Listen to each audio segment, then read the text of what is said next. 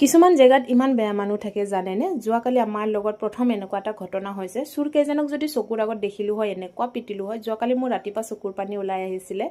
এই ৰঙালাওটো দেখিছে যে মাত্ৰ দুটা ৰঙালাও আমাৰ মানে ইমানখিনিৰ মানে বহুত ৰঙালাও কলিয়াইছিলে কিন্তু মাত্ৰ দুটাহে থাকিলে আৰু এই ৰঙালাওৰ সাইজ ডিজাইন মানে মোৰ বান্ধৱী মোৰ বিল্ডিঙৰ মানে সবে চিনি পায় আৰু ৰঙালাও দুটা যে লৈ গ'ল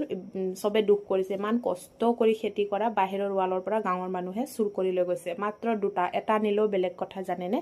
ইমান বেয়া লাগিছে মোৰ তাৰ পাছত কি হ'ল মানে আবেলি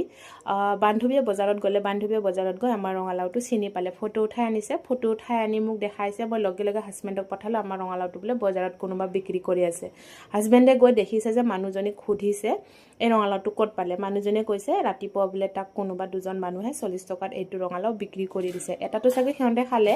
তাৰ পাছত মই ক'লো যে হাজবেণ্ডক যিমানে দাম নকওঁ ৰঙালাওটো লৈ আনা মানে মান নিজে কষ্ট কৰি খেতি কৰা ন নিজে খাই নাপালো টেঙা মিঠা তিতা একোৱে গম নাপালো খাই চাম বুলি লৈ আনিব দিলো আৰু আনাৰ পাছতহে মনটো মোৰ এনেকুৱা ভাল লাগিছে মোৰ মনটো সন্ধিয়া ৰঙালাওটো দেখিহে মানে মুখত হাঁহি ওলাইছে যি কি নহওক নিজৰ ৰঙালাও নিজেই কিনি খাব লগা হ'ল